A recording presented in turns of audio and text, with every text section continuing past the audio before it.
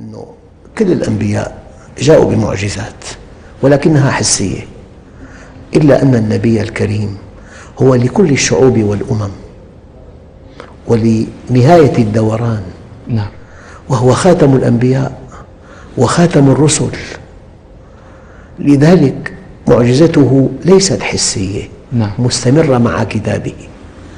أنت قد تفاجأ، يعني ما في مخلوق أحقر من بعوضة. يعني لو أنه إنسان قتل بعوضة هل يعد إرهابيا مثلا؟ هل يعد قاتلا؟ لا مشكلة في قتلها. ما من شيء أحقر عند الإنسان من بعوضة، هذا المعنى أكده النبي الكريم، قال لو أن الدنيا تعدل عند الله جناح بعوضة ما سقى الكافر منها شربة ماء.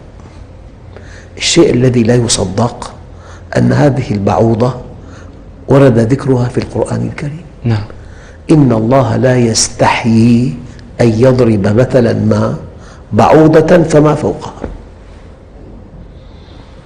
ما معنى هذه الآية؟ لا يستحيي بعوضة فما فوقها.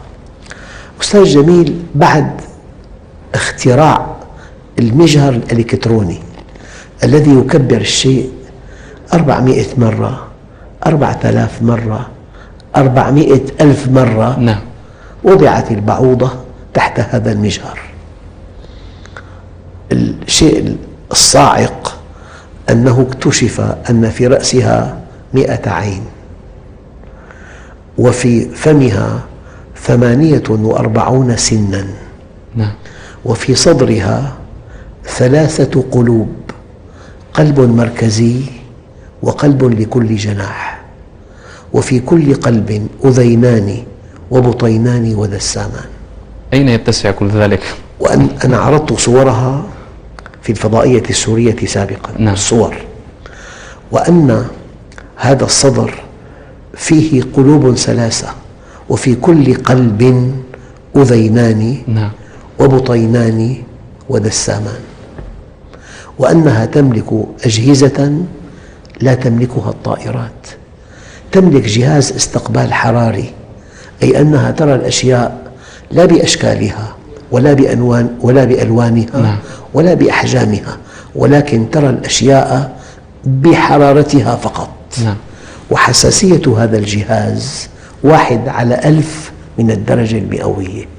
الإنسان بكل ذكائه وحدة بصره يقول لك 37 و3/4، ربع درجة حساسيته. حساسية جهازها 1/1000 من الدرجة المئوية.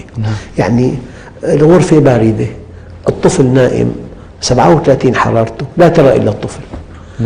هذا جهاز استقبال حراري، جهاز رادار، وما كل دم يناسبها، مع جهاز تحليل للدم. ينام أخوان على السرير، يستيقظ الأول وقد ملئ بلسع البعوض، الثاني معافى من أي لسعة، مع جهاز تحليل دم ومع جهاز تخدير لئلا تقتل أثناء امتصاص الدم. تمتص الدم وهي آمنة ثم تطير. لما بينتهي مفعول التخدير ينزعج الذي صعق فيضرب يده تضحك عليه في سقف الغرفة مع جهاز تخدير. ولأن دم الإنسان سمج أحيانا لا يسري في خرطومها، مع جهاز تمييع للدم، تمييع، تخدير، تحليل. وفي خرطومها 6 سكاكين، 4 سكاكين لإحداث جرح مربع، وسكينان تلتئمان على شكل أنبوب لامتصاص الدم. وفي أرجلها مخالب إذا وقفت على سطح خشن، ومحاجب على الضغط، محاجم إذا وقفت على سطح أملس. الآن نقرأ الآية: إن الله لا يستحيي أن يضرب مثلا ما بعوضة فما فوقها.